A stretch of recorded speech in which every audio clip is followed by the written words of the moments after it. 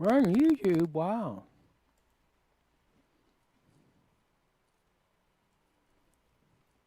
On that, well, I'm eating some blueberries. That getting ready to go.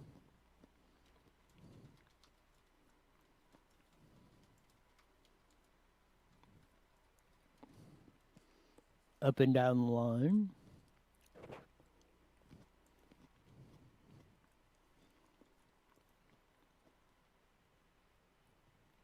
I was worried I wouldn't get nothing to talk about. Now I'm looking at all the junk I got in there in the last few minutes and thinking, how am I going to get all this in?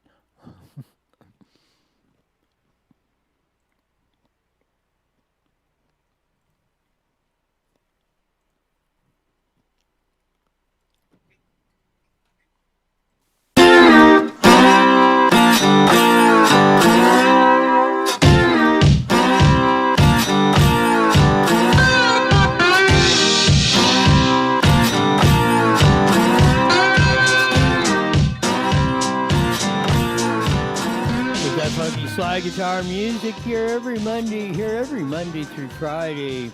Newswire Live on Facebook and YouTube, and we will at the bottom of the hour. We'll join the Mighty Met 1490 KMET on the deal, and looking at all this neat stuff going on all around. I was thinking because I was fairly busy today, and I didn't come in till about 4 o'clock or really start doing that. I'm thinking, man, I don't even know what I'm going to talk about. Now I look at my board and it's like got 97 things on here.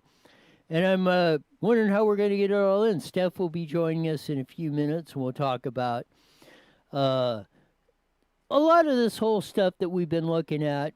And really, we're going to deal a lot with the false information, the false flags, and how they manipulate you, because I think it's really important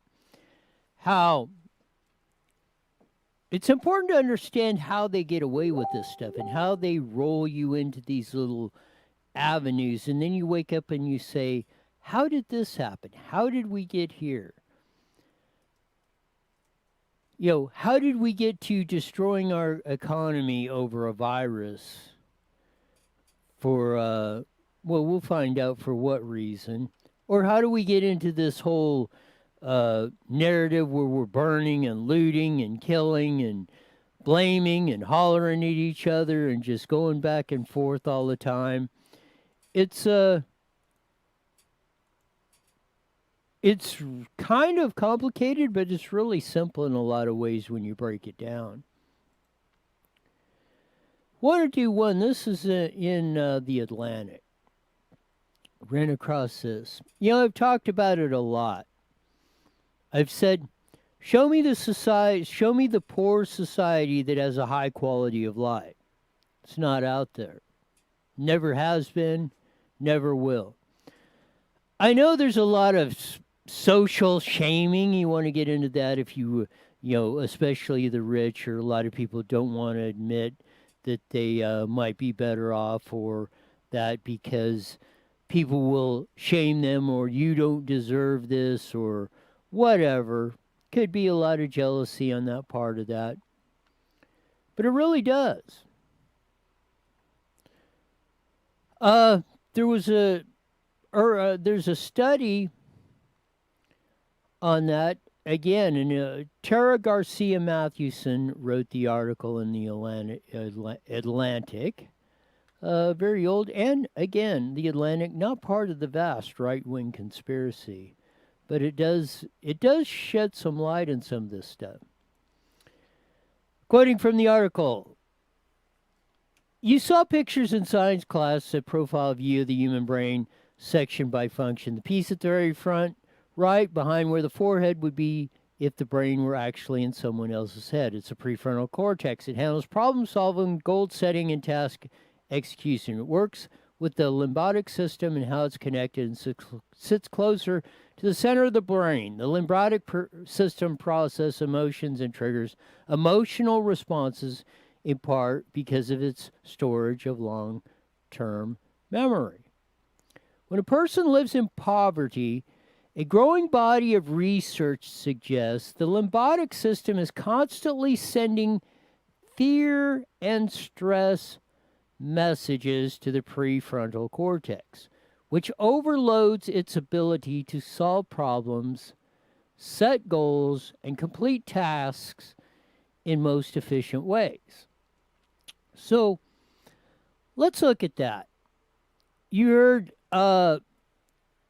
heard me and a few others. I've really been saying this a lot. What's the most powerful force on earth? Could be fear. Fear is probably the most powerful motivator we have on earth. Fear of failure, fear that something might happen, fear that you might kill your mother if you go outside and visit her. Where have we heard that before? Fear of someone else or somebody on a false narrative. Trying to take away fear of somebody on a false narrative that might be there, that might protect you.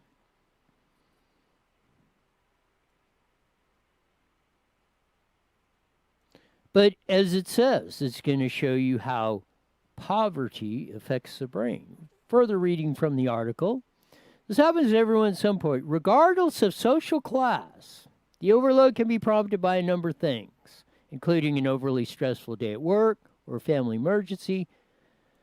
People in poverty, however, have the added burden of ever-present stress. They are constantly struggling to make ends meet and often bracing themselves against class bias, and adds extra strain and even trauma to their daily lives. We've had Mason Weaver on and a lot of others. He's leavetheplantation.org, the famous book he's wrote, Leave the Plantation. That's why they want you in poverty. That's why they want you use fear. They want you in a constant stressful situation. Got to do this. Got to get the kids to school at 6 a.m. because I got to get to work. I got an hour and a half commute. And I got to spend 10 hours of that and then come home and barely, shit, blank, and shave and get back up by 9 or 10 o'clock and do this stuff all over again. I have barely enough time to breathe. Consequently, the ruling class can manipulate all the pieces on the deck chairs while you're out doing all this sudden. Back to the article. The science is clear. When brain capacity is used up, these worries and fears, there isn't simply a much bandwidth for other things. Economic Mobility Pathways, or EMP Path, has built a whole service delivery model around this science, which described in a 2000 report using brain science to design new pathways out of poverty. The Boston nonprofit started out the Crendenton Women's Union, a merger of two of the city's oldest woman-serving organizations, both with focused on improving economic self-sufficiency of families. It continues that work with a new name and focus of international mobility. After coaching adults and watching those benefits trickle down to children, the EMT Path has built its whole that I moved the deal. After Elizabeth Babcock, the president and CEO of EMP Path, said the people in poverty tend to get stuck in vicious cycles where stress leads to bad decision-making, compounding other problems, and reinforcing the idea that they can't improve their own lives. Look at what's going on in society today. They're keeping you in this constant stress, this constant barrage. Either you're going to get, if COVID-19 is not going to kill you, you're a racist. The cops are out there just killing everybody right and left. Whoever they don't like, they're just stomping them to death. We're running roughshod over everything. Society's bad. Trump's an idiot. There wasn't the most successful economy that we've ever had. Things were not going good. They're telling you all these lies. That's how they keep you in poverty. That's how they're affecting your brain. You have to resist against that, because here's the whole COVID-19, and we're going to bring on Stephanie here in a second. And they're going to show you, was COVID-19 all that it was cracked up to be? Not other than you're gonna get a dose of who the organizations are that are finally showing you the light. of what's going on. Because it's very stressful to watch what's going on in our society today.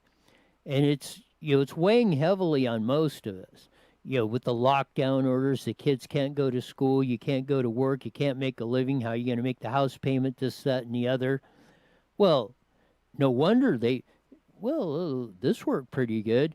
Let's see if we can take it to the next level. We'll get rioting and looting and changing the rhetoric. We're all a racist country. Stay tuned, and you're really after this.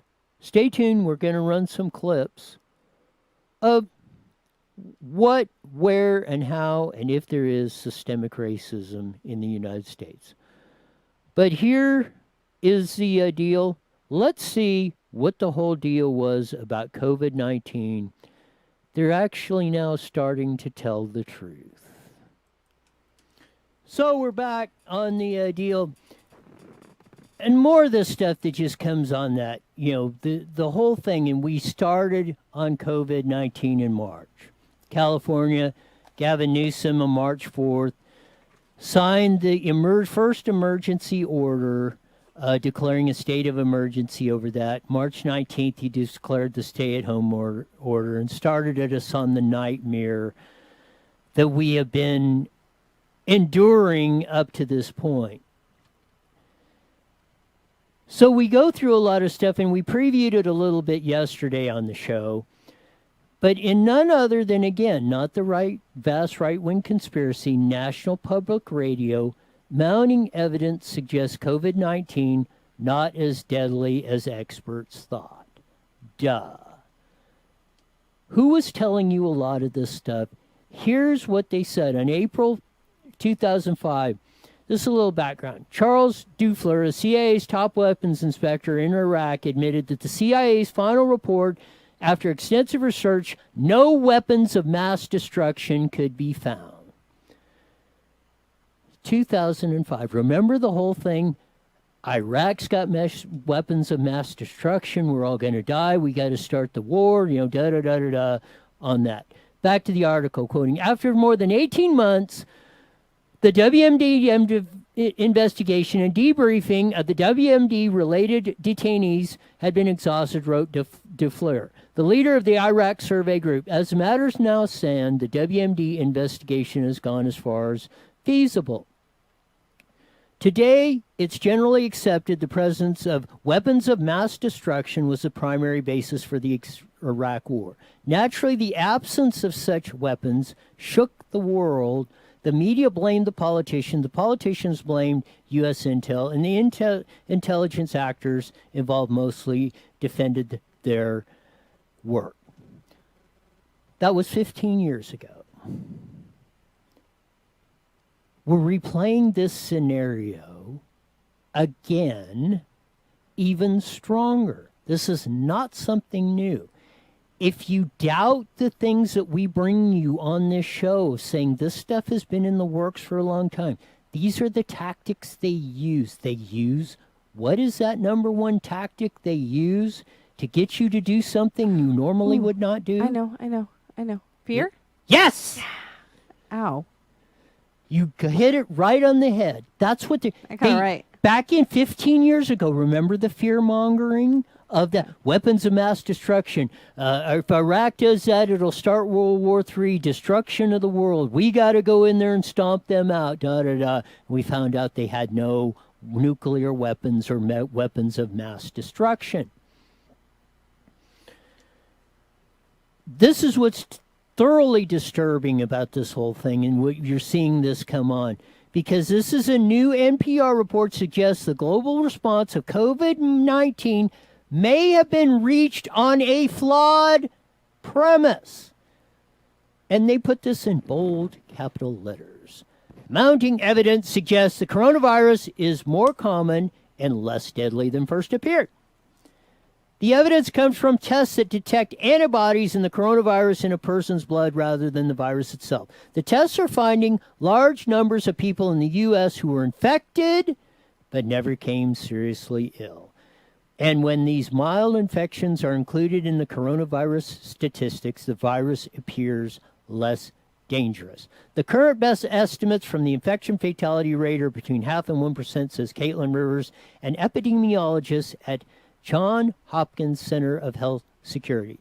That's in contrast with the death rates of 5% or more based on calculations that included only people who got sick enough from diagnosed tests that detected the presence of viruses in the person's antibody. So remember yesterday when I brought you Governor Hairgel's stats showing how when they first started the positivity rate, and you could only be tested, they were only because they had a limited number of tests, you could only be tested if you had symptoms. Well, Right. yeah, the positivity rate was 40% because people that had it or had the sniffles, fever, or that were the only ones that could be tested. So yeah, and there's very few tests. You're only testing people with symptoms. That positivity rate way up high. Right. You go to get to now, a few months later, positivity rates of 4.5% and dropping. You got this much bigger deal now of 10,000 times more tests or whatever the numbers are, and it's going. And now they're saying, well, they're not even admitting they made a mistake, that they blew this thing big time. They did not listen to experts like Dr. Kelly Victory or Dr. James Barkey, who we've had on the show, and Dr. Steve Hotze, and epidemiologists and experts up to saying there was nothing for the vast majority of the population to worry about. Those in nursing homes, half the deaths in California are in nursing homes, and almost all of the deaths are people that were old, underlying health conditions, more than one, and everything else. 0.6% of the population is what had the problem, yet we did that. Quoting in the NPR piece, many people will recall fatality risk debate that took place prior to the early stages of the lockdown. There was so much discussion of how the deadly virus was a collective response. Some voices exercised caution. Remember back on the 19th of March when we got the stay-at-home order from that ding-dong hair gel governor. And the next day from his Siamese twin, Andrew Cuomo, in New York. What did Gavin Newsom say? Oh, there could be 1 million deaths in California from COVID-19. Coronavirus, you could kill your mother if you go visit her. What did they use to make you conform? Fear. Yes. Some voices exercise caution. They go on. The public is behaving as if the epidemic is the next Spanish flu,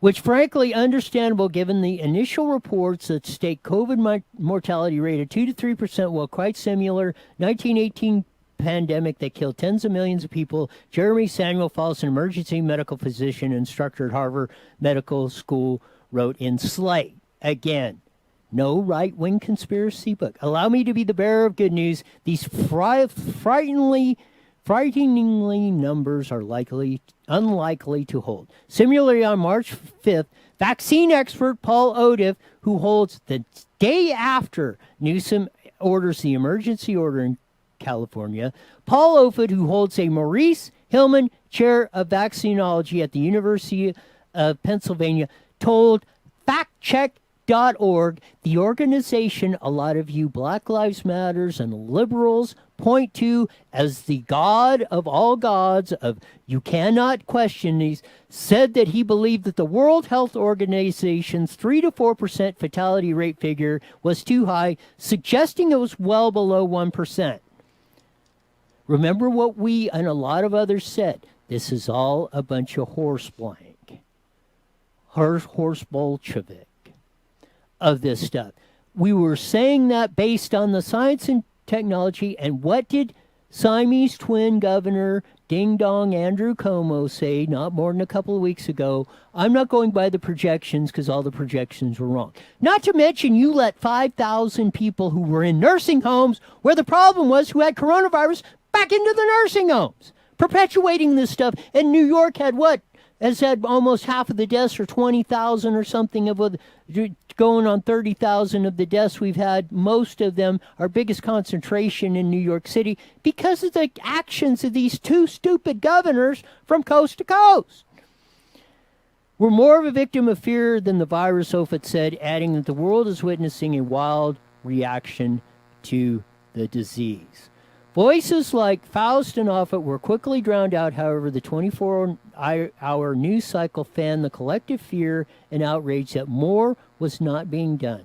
Runs on toilet papers, masks ensued. Neil Ferguson, the professor of mathematical biology at Imperial College, predicted millions would die in the best case scenario. He was the ding-dong that said 2.5 million in United States, 500,000 in Britain, which never came to pass of all that. All the numbers were wrong. But do you see the parallel just in, okay, let's go back 15 years from weapons of mass destruction, the fear-mongering on coronavirus. They're trying to scare you to death with the rioting and everything that's going on across our country now over stupid stuff. Do you see how the picture's all fitting? I do. I mean, they always say history repeats itself, and I think it always will. I think there is a lot of control behind it, but honestly, not to be rude towards you or discredit towards anyone, but I am so sick of hearing about the coronavirus. When's it going to go away? Like, when is it going to stop? Are we going to have another outbreak and we're going to be all shut down again? Like, I'm over it. I'm over everything. Well, that's the thing. It doesn't necessarily have to be coronavirus, because we go from these crises to crises to crises. But I think that's just... After that... That's always going to be, though. It should not be. We didn't do this until they figured out, or we've had these policies of they use fear. I know, but I think at some point, no matter who's running the world, they're always going to use that. We're never going to get rid of that fear. We're never going to get... So we do need to come together and see that it's a bunch of baloney and to stop it. Yes. However, if I hear COVID one more time, I'm going to scream at the very top of my lungs. What you should be doing is directing your frustration, anger, and concern against the people that are doing this.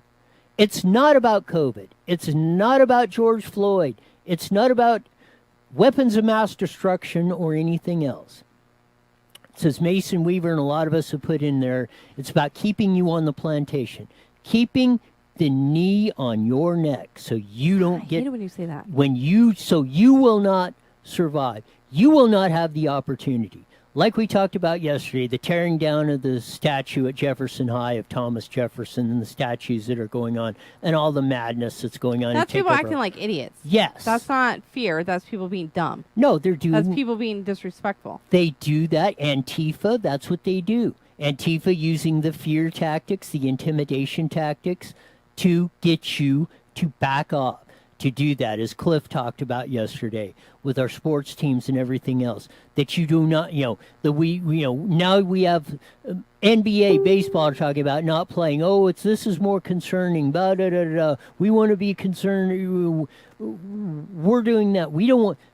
Again, they don't want to return back to the way it was. They want to return, whether they're in part of it, or it's just being used as pawns in the chess game of this thing. It really doesn't matter. They should have the information and the knowledge not to do this stuff. We, as a people, should, all of us, 330 Americans, should be standing up saying, which most of the polling is going this way, not no, but hell no. We're tired. Most of them are just like what you're saying. We're tired of this stuff. I am. It's making me mad. And it should, because your future, your kids' future, and future generations are at stake here. And if we allow them to do that, we are not going to pass on a better country like our forefathers, our parents, and everything else passed on to us.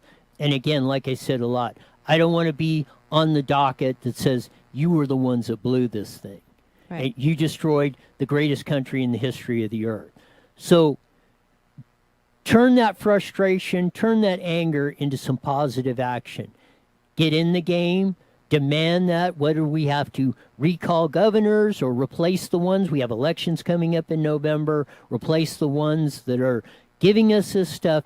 We have to look honestly across the whole board.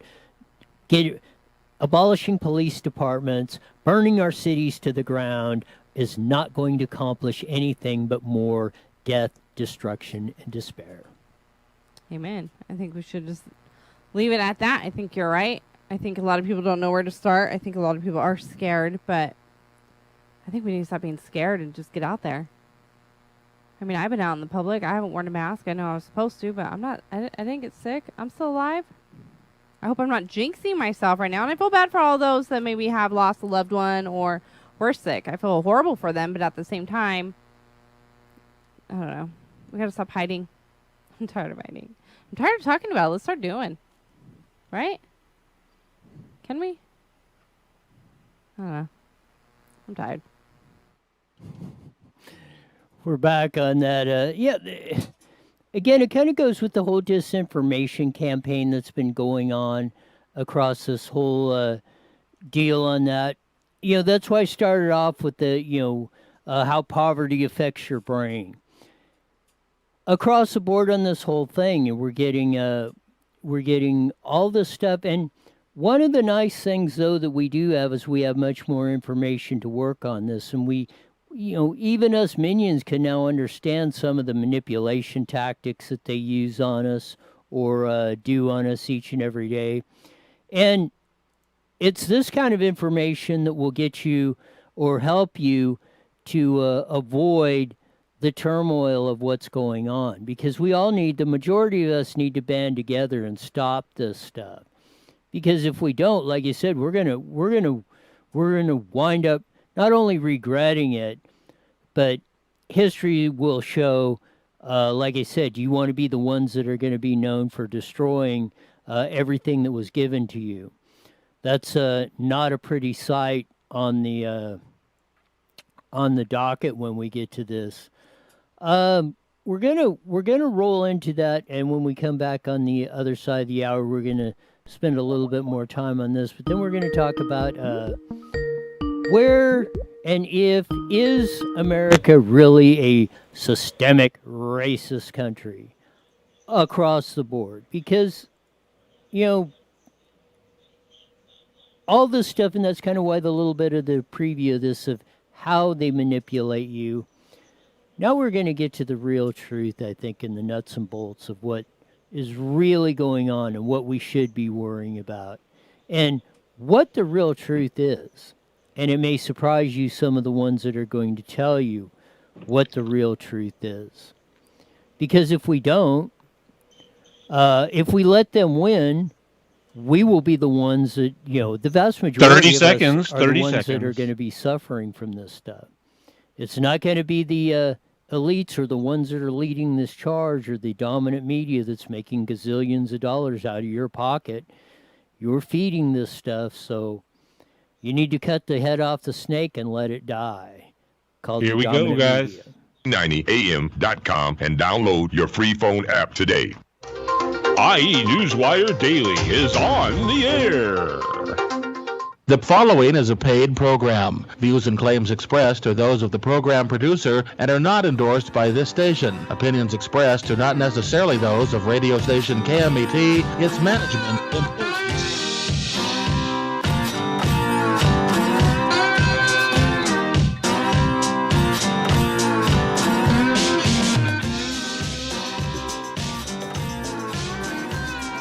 There's that funky slide guitar music that comes on every day at 5:30. Well, not every day, Monday through Friday, 5:30 to 6 on the Mighty Met KMET.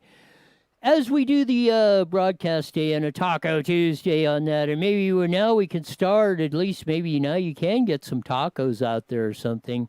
We need to find we need to find the restaurants that are not requiring masks at all or doing that. I heard in LA they're starting to crack, or they're raising a hissy fit because a lot of the restaurants down there are saying the heck with this taking the temperature and stuff. And so you walk in with a mask and then you take it off to eat and put it back on for like 30 seconds or something. What's the point? Notwithstanding, as we said, COVID is not as deadly by many experts, and the evidence we're seeing now overwhelmingly, it's not as deadly. It's nothing to be afraid of for the vast majority of people out here. So we need to stop going about that and buying into this rhetoric.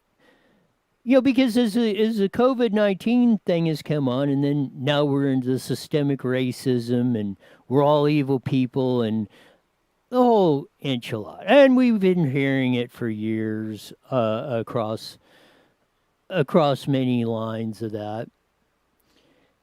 And we're going to play some video clips here.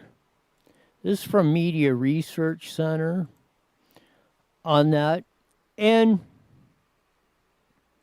do you think that race plays a part in wealth distribution? We're starting with it a little bit, but no, this is what you're not hearing at this particular time. You've heard these over the years, you hear them in snippets, but you're not hearing this at this particular time.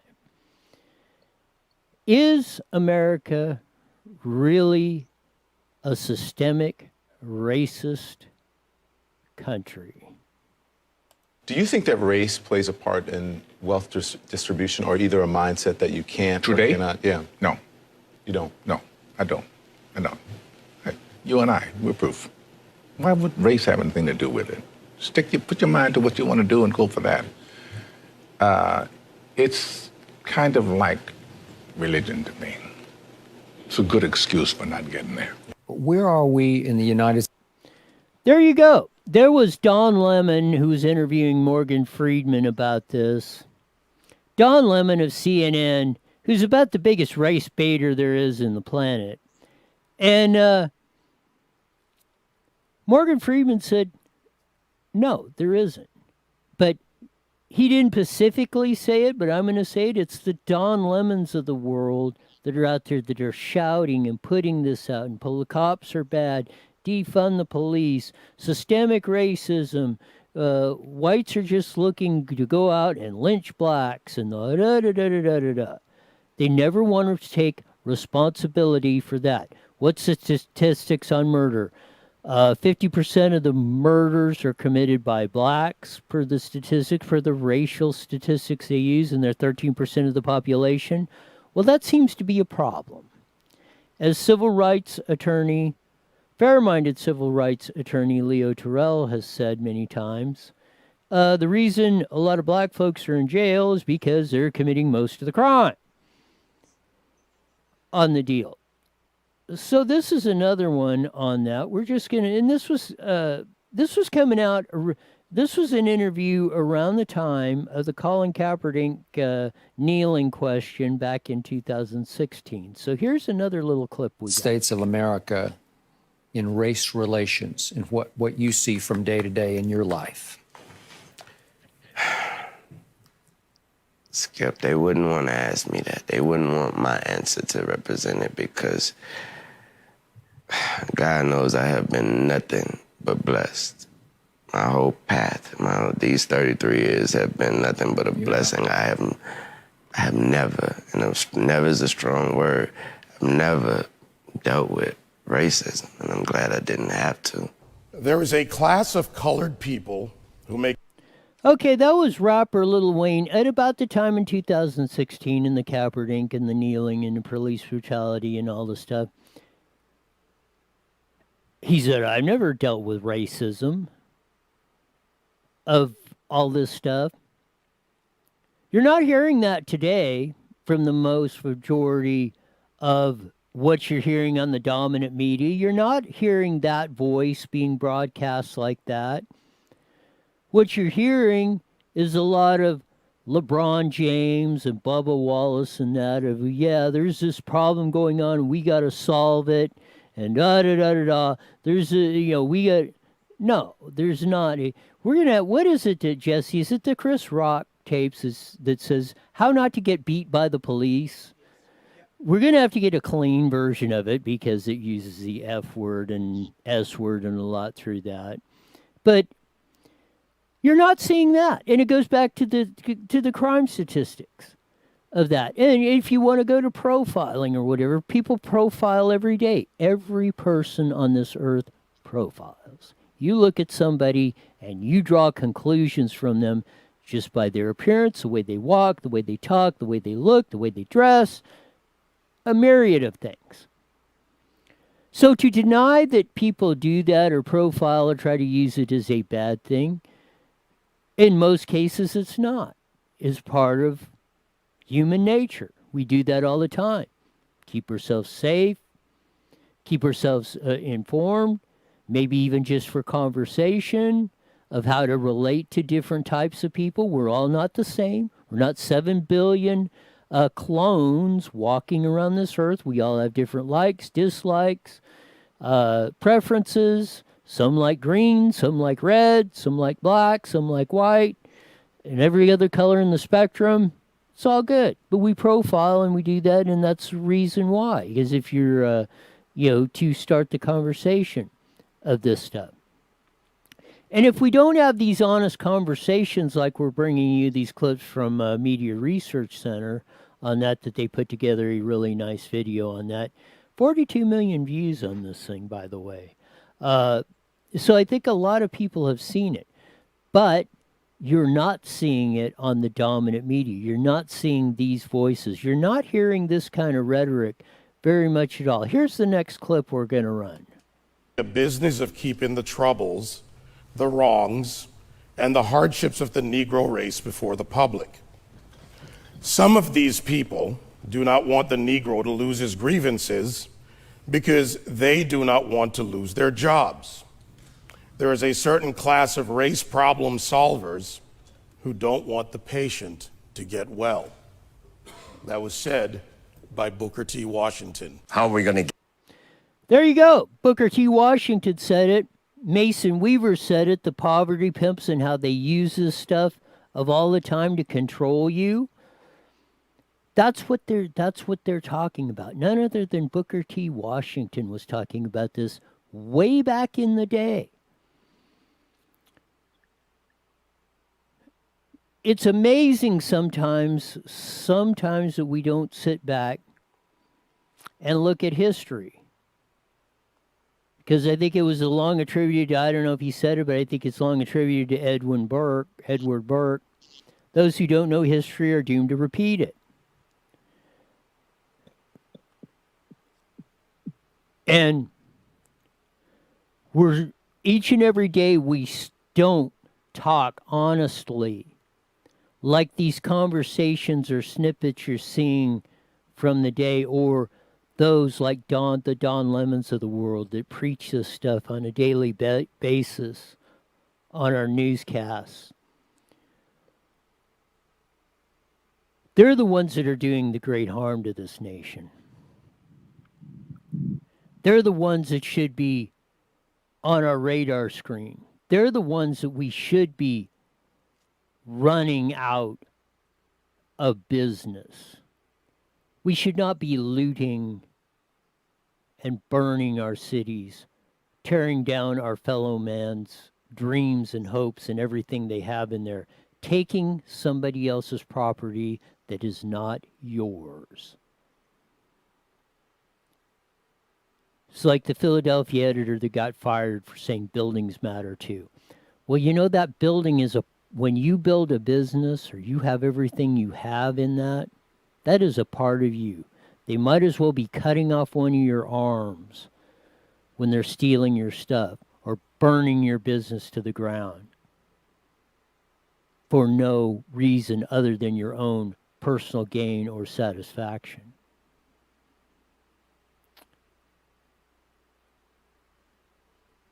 We all need to do have a lot more conversations like this, instead of the constant barrage that we get on a daily basis of this stuff. A lot of you might know Fox News' Chris Wallace. Well, his dad, Mike Wallace, was a longtime reporter, 60 Minutes, one of the staples of that. He's going to be the interviewer in our next clip. Get rid of racism until... Stop talking about it. I'm going to stop calling you a white man. Yeah. And I'm going to ask you to stop calling me a black man. You know, it's frustrating to me that people take race and they make it personal. You know what I mean? Like we're at a loss in this generation. If you look at it in the 80s, Archie Bunker was a stark racist. Stark. If you don't know who Archie Bunker is, look him up. All in the Family, great show. You heard him. The Jeffersons, stark racist. Fred Sanford, stark racist. But you know what black people and white people did? They laughed. You watch 48 Hours with Eddie Murphy and Nick Nolte. Both of them hated each other because he was black and because he was white. You know what they did? They laughed. But I ask you. There you go. First one was Mike Wallace interviewing Morgan Freeman, said, how do we stop this? Morgan Freeman said, we just stop talking about it. We are doing 180-degree the opposite of what Morgan Freeman said. And he was exactly right. We keep talking about it, then the narrative gets shaped to something completely distorted, anywhere so far from reality that it isn't even funny, and that's what we're dealing with today. We're dealing with that.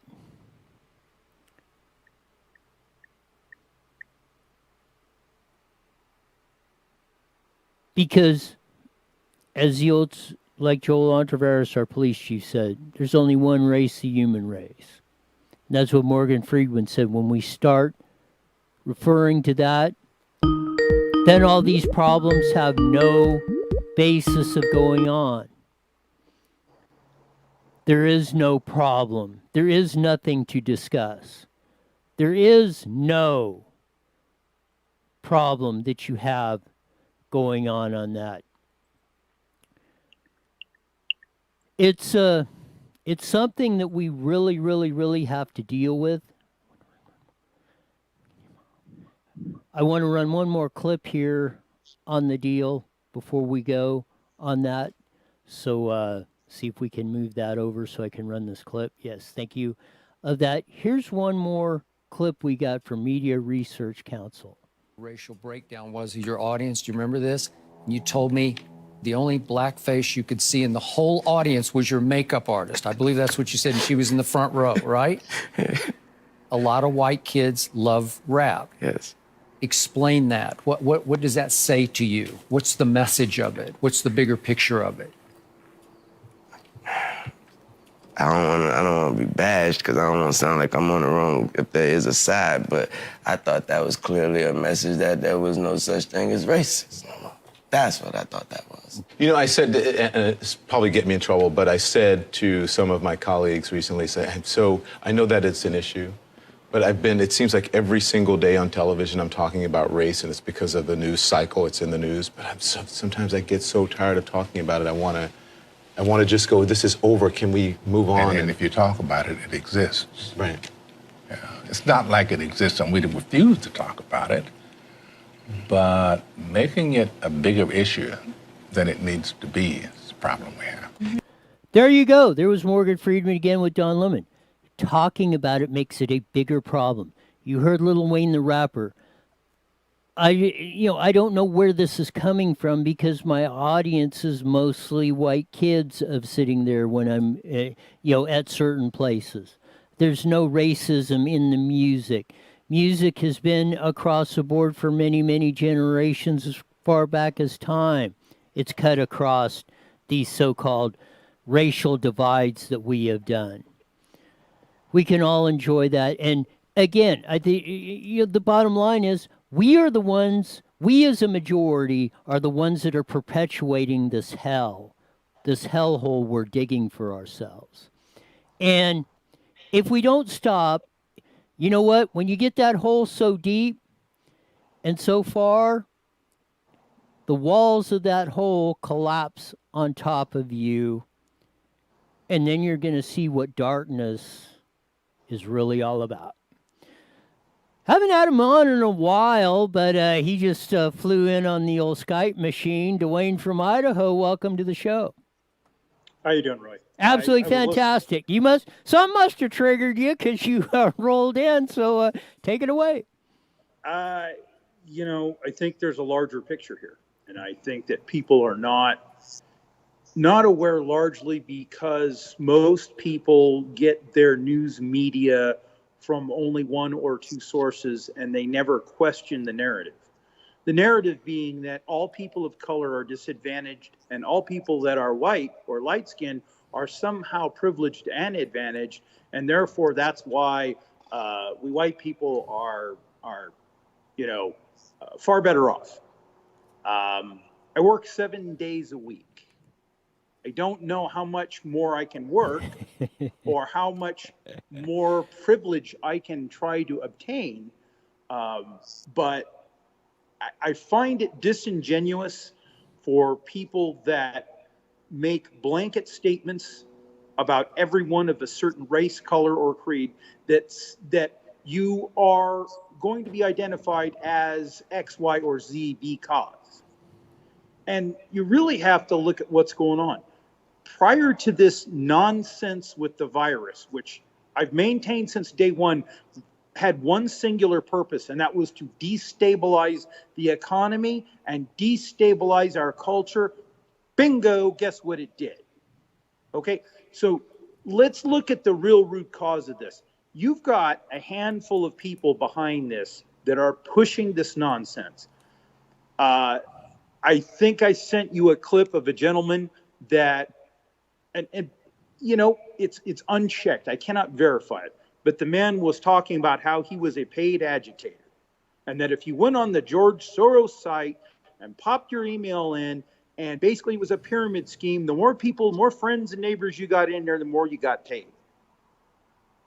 So we've got people sitting at home doing nothing because they can't go to work when we had full employment for everyone, not just light-skinned people, people of color, and all across the board, women, disadvantaged people all across the board. We had full employment.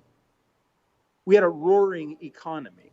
And now that we've been locked down, people are finding a way to go agitate and get paid for it. What we really need to be doing is having a conversation not just about race in this country, but about the deep state and what they have done to artificially promote hatred and to push this narrative that somehow the inner cities and people of color are still having to come out of the ghetto and they don't have any advantages. Well, the bottom line is my tax dollars go to subsidize people of color. It happens. I don't have anything. I can't say no. It just goes to it.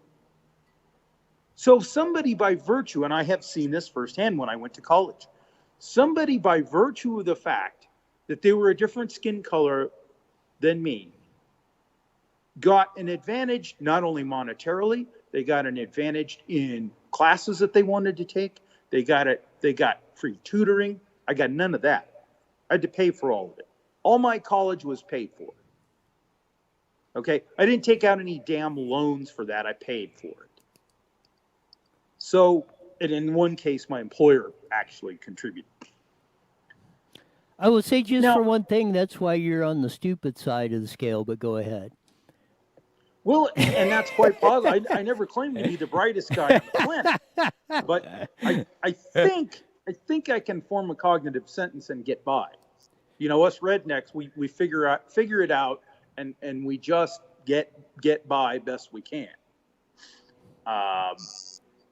And this is not a knock on anyone.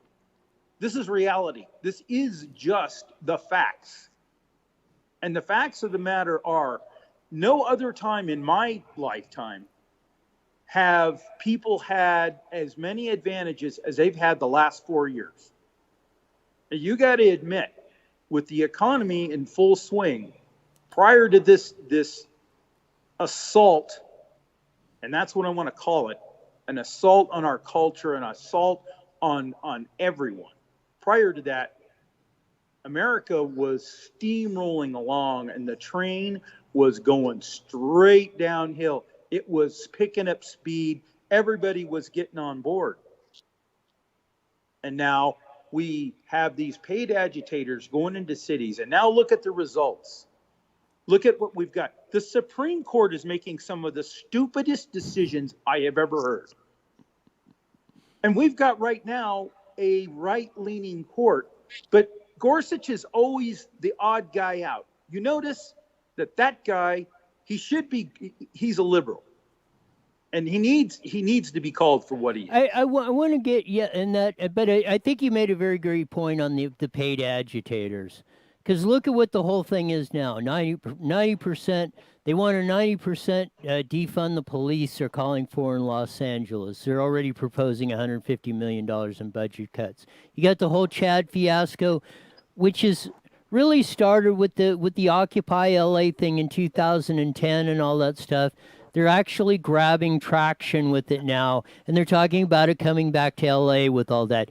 In Moreno Valley tonight, on the school board agenda, they're going to have a discussion of getting rid of $1.3 million of school resource officers. That's the deputies that are on the school campuses, keeping the kids safe. They want to get rid of that and hire counselors and things like that. When we just recently had a student die in our schools of that, and the people were just up in arms. How could you let this happen? And now we have discussions going on that we're going to take the cops out of the schools when we know our schools are in a lot of cases in perilous situations for what's going on that. And again, it's just like you say, it's amazing sometimes how quickly and how fast this stuff can go from one end to the other on this stuff. And like why don't you just advertise, hey, every Looney Tune with a gun, our kids are now open season. We have nobody to stop you.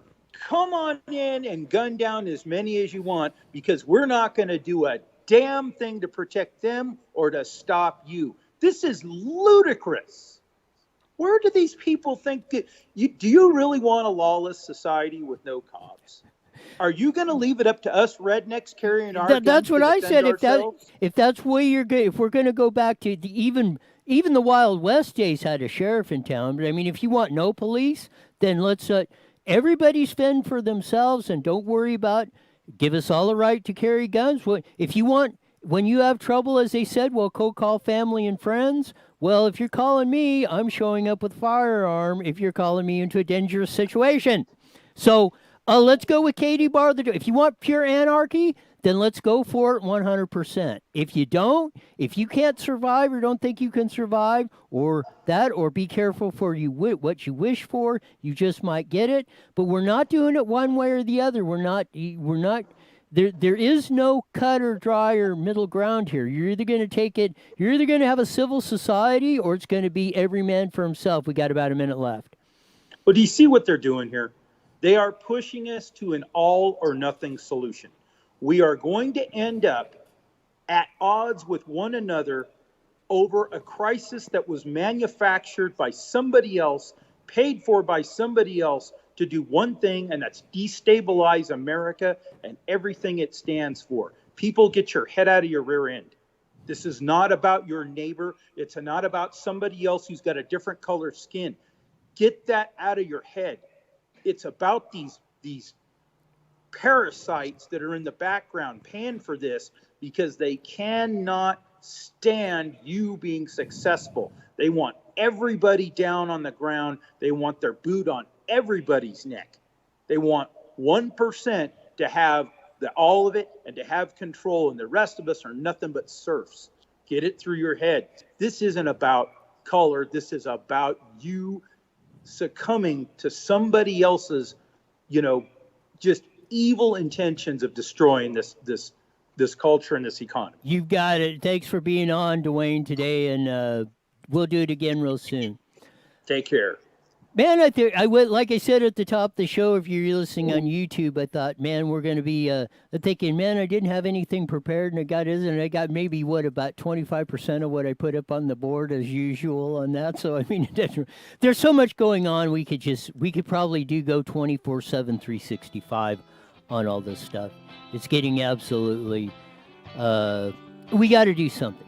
We got to come to our senses on this stuff, or I don't want to think about there is no alternative. We got to do that. We'll be back tomorrow on Wicked Wednesday with Stephanie on that. Back live at 5 on IE Newswire and Facebook Live, and 5:30 on the KMET The Mighty Met. See ya.